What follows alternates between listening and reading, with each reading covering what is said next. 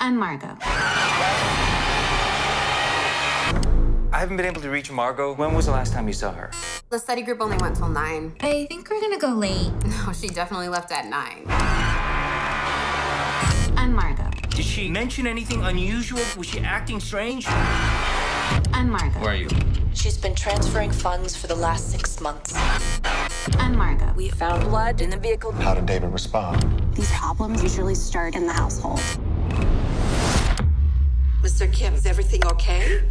Everything is great. Margot and I are great. She had cash in her car. He felt bad about everything. She was my best friend. Oh my God. Told me she ran away! I didn't know her. I didn't know my daughter.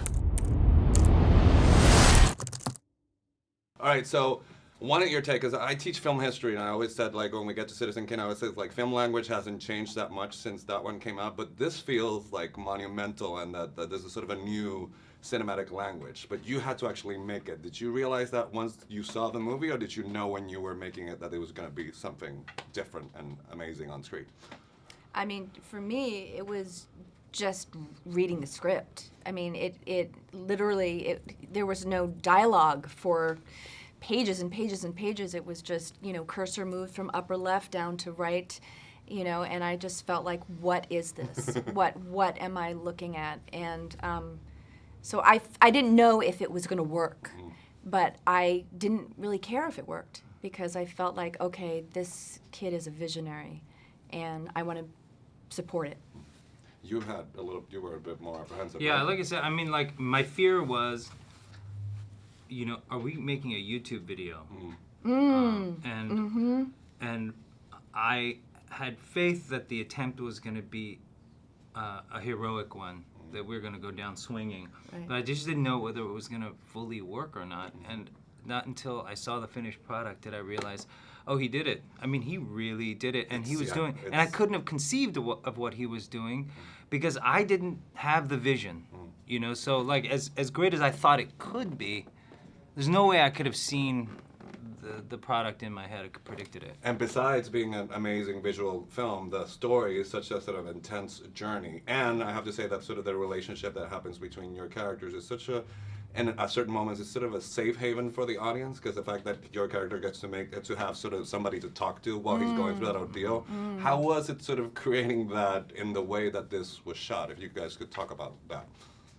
Well, we were in separate rooms, but we were talking to each other. So In real time. In real time. So I think that helped. And then, for me, correct me if I'm wrong, I feel like both as actors and as characters, there is like this thread of parental love. And I can't understate that, or overstate that, rather, the importance of that. I think that's, to me, the backbone of the film is this love of our children. Yeah, and like, both characters had it, and we are both parents who, you know, just would do anything for our children. So there was just an instant understanding.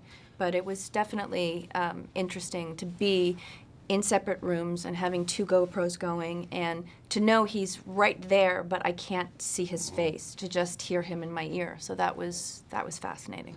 So, which leads me to the next question. My kids just turned 12, I have twins. And ever since they were born, anything that would smell of kids in danger or horror movies where the child is, I would not want to deal with that. But it's always fascinating to actors who have children, so sort of you're putting yourself in this space where you, every day that you're working on this movie, you have to sort of deal with that issue. So you guys talk about that. Did you learn something that changed your mind, or how was it useful sort of being in that space? Well, I feel like on the one hand, there's a dark side of that, but really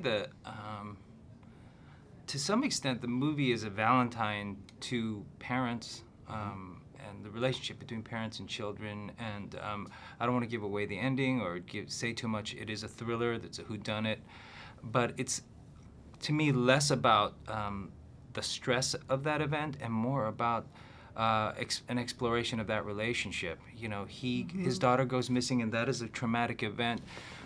But I think the more traumatic event is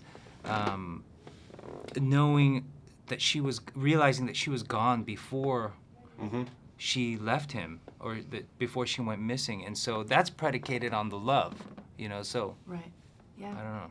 All right. honored. So my time's up. No laughs. Sorry, I was Sorry. serious all the way through. To make the journalist outside nervous.